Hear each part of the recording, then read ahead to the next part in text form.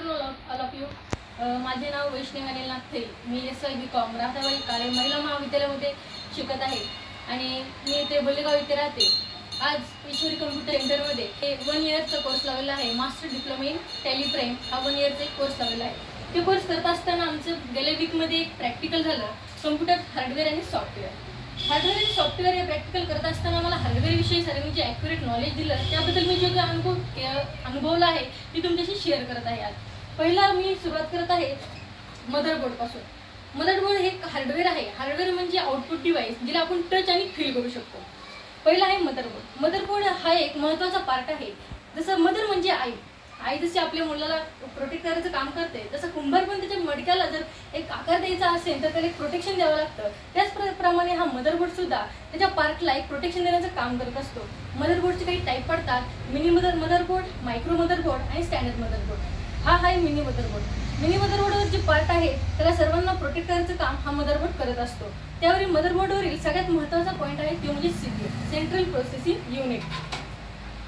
CPUला मदरबोर्डचा हार्ट सुद्धा देखील म्हटलं जातं. ज्याप्रमाणे माणसाला जर जीवन जगण्यासाठी जसं हार्टची गरज असते, त्याचप्रमाणे जर पूर्ण मदरबोर्डला जर एक कामाला लावण्यासाठी आणि प्रोसेसिंग करण्यासाठी हा CPU आवश्यक असला पाहिजे. आणि CPU म्हणजे सेंट्रल प्रोसेसिंग युनिट. CPUचे काही प्रकार पडतात, त्यापैकी एक GPU म्हणजे ग्राफिकल प्रोसेसिंग युनिट.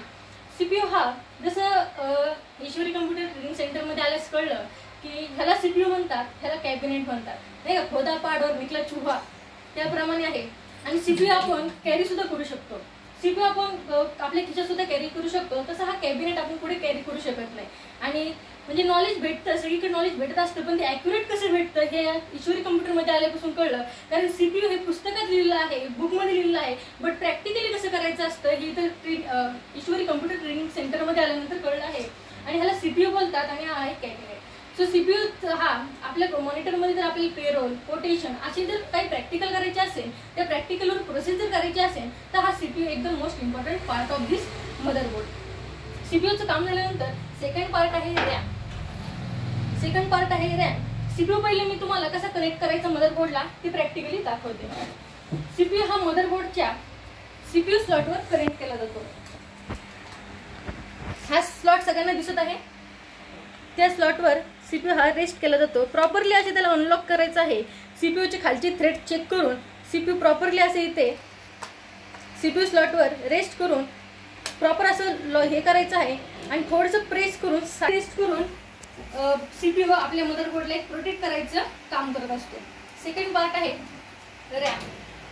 रॅम म्हणजे रँडम ॲक्सेस मेमरी. रॅमचे काही प्रकार पडतात: DDR1, DDR2, DDR3, DDR4 आणि DDR5. DDR म्हणजे डबल डाटा रेट. DDR असे 5 प्रकार पडतात. आणि CPU ही मॉनिटरमध्ये जर आपल्याला एखादं काम जर फास्टली करायचं असेल तर आपण मदरबोर्डला 1 किंवा एकापेक्षा 2 अशा रॅम आपण इन्स्टॉल करू शकतो. मदरबोर्डवर जी ब्लॅक कलरची दिसत आहे IC म्हणजे इंटरनेट सर्किट. आणि रॅमची जी कॅपॅसिटी आहे ती आहे 2 GB, 4 GB, 8 GB, 16 GB आणि 32 GB आणि 64 GB. GB म्हणजे गिगाबाईट. आणि ही रॅम आता जर आपल्या मॉनिटरमध्ये एखादं वर्क करायचं असेल, एखादं प्रॅक्टिकल बनवायचं असेल, एखादं पॉवर पॉईंटचं जर प्रेझेंटेशन असेल आणि त्याच्यामध्ये जर अडथळा नसेल पाहिजे, लवकर स्लाईड येण्यासाठी आणि लवकर फास्ट काम करण्यासाठी आपल्याला रॅमची आवश्यकता असते. त्यामुळे 1 किंवा 2 आपण रॅम मदरबोर्डवर इन्स्टॉल करू शकतो. मदरबोर्डवर ह्या रॅम स्लॉटवर रॅम इन्स्टॉल केली जाते. प्रॉपर अशी हे स्लॉट चेक करून इथे प्रॉपर जी साईज आहे पार्ट ती चेक करून इथे रेस्ट करणे आणि थोडंसं सिम्पली असे दाब द्यायचा.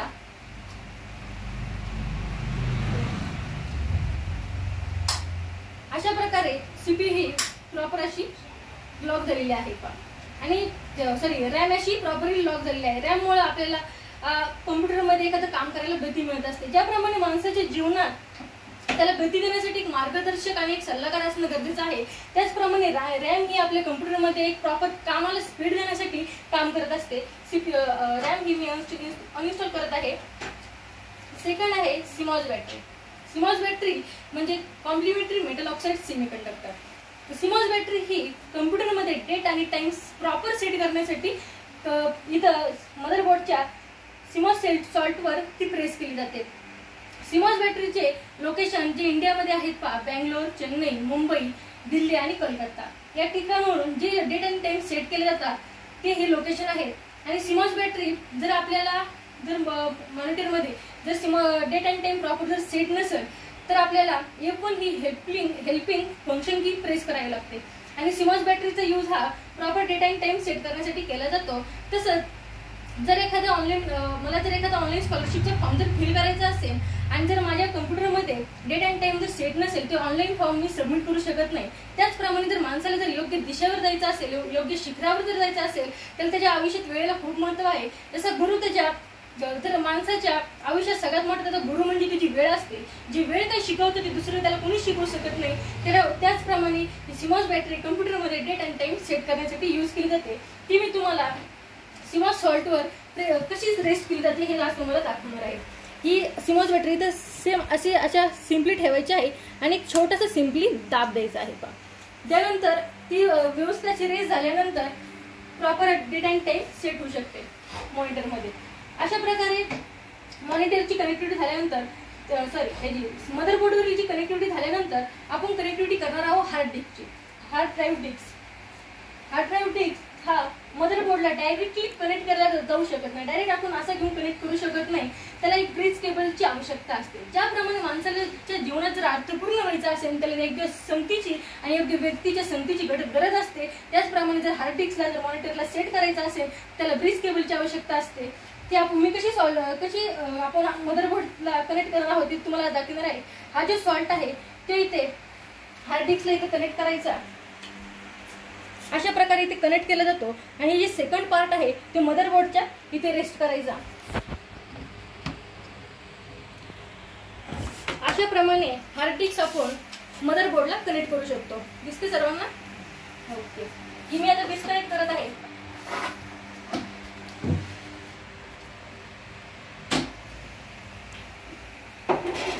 मदरबोर्डची कनेक्टिव्हिटी झाल्यानंतर आपण सेकंड पार्ट पाहणार आहोत. मदरबोर्डचा बॅक पॅनल. मदरबोर्डच्या बॅक पॅनलला सुद्धा काही कनेक्टिव्हिटी केली जाते. त्यापैकीच हा एक मदरबोर्डचा बॅक पॅनल जसं की USB थ्रेड आहे, हे ऑडिओ आणि व्हिडिओ केबल इथं पिन आपण प्रेस करतो.